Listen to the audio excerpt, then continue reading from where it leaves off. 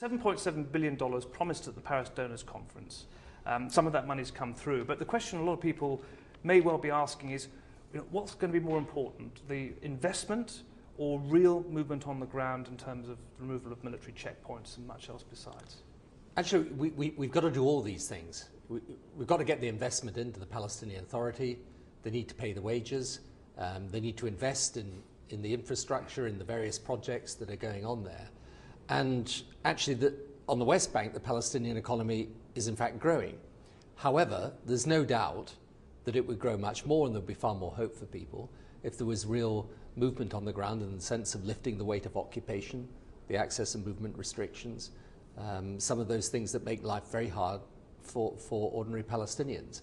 And over the next few weeks, I hope we can negotiate with the Israelis as well as the Palestinians a package of measures that will amount to at least the first real signs that there's going to be genuine change on the ground. Now, I hope we can do that. It's important that we do, and that will support the political process. Are you able to tell us which countries have been honouring their pledges and which countries you hope will still honour their pledges on time? Well, there's been large amounts. I think the United States has given the largest single amount it's ever given to the Palestinian Authority. The European Union is giving a lot of money too. There are Arab countries like the United Arab Emirates, Saudi Arabia that are giving money as well. There are others that are pledging money that we want to make sure they actually deliver on.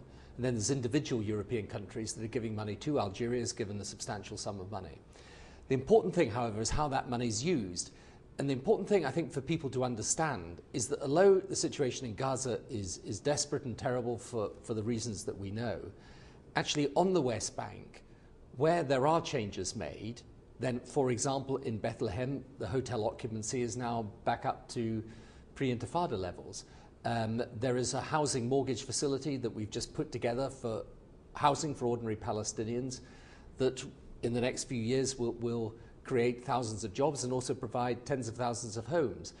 If we get these economic projects underway, they will yield a real benefit.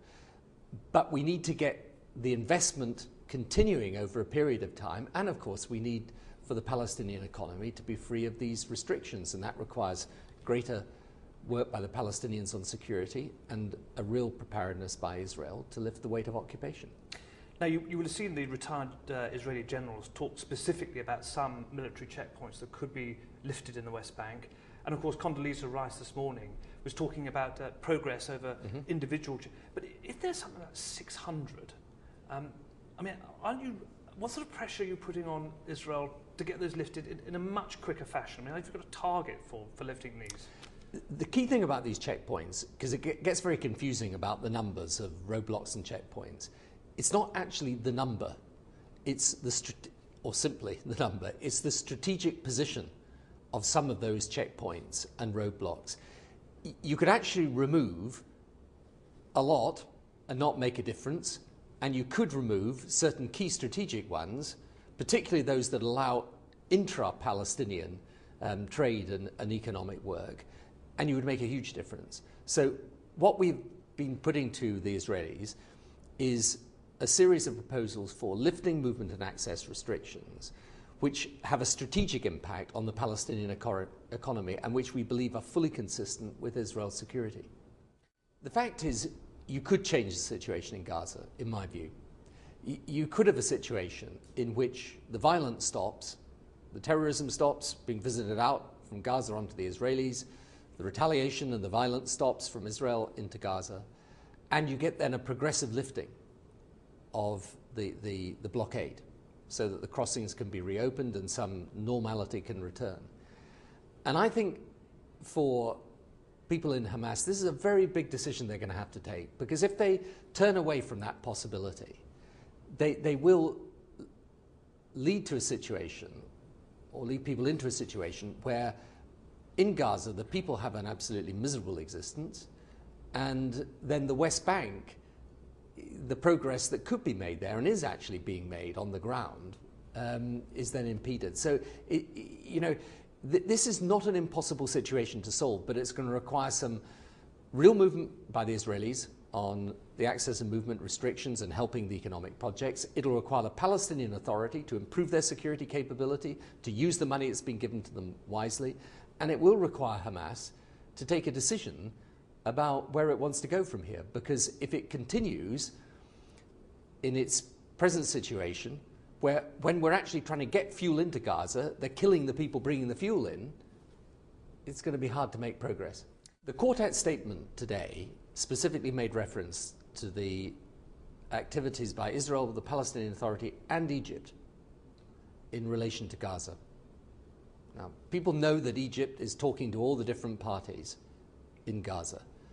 And I think that should be taken as an opportunity by those people who are controlling Gaza to try and bring about a different situation for people there. It's possible to do. It really is. From my conversations with people on the Israeli side and in relation to the international community, people do want to see the situation change, and change definitively in Gaza. But it can only happen if this opportunity is now seized. And the fact is that Egypt is trying to do this, and it's trying to do this in conversation with everyone there. The basic nature of this situation is not going to change. In the end, the only way of making it work is that the violence stops, there is a political negotiation, and on the basis of two states. And if you got that happening and you didn't have the same security and violence issues around this problem, then in my view you could resolve it, and resolve it, yes, you could get a settlement by the end of the year. But it requires, over the next, I think, couple of months particularly, really strong action by the Palestinian Authority continuing to improve their security capability, by Israel in making sure that it helps on the West Bank and lifting the weight of occupation, and by those who are in charge of Gaza to recognize that this is an opportunity to help people in Gaza and to help the peace process. But it's an opportunity that's got to be taken.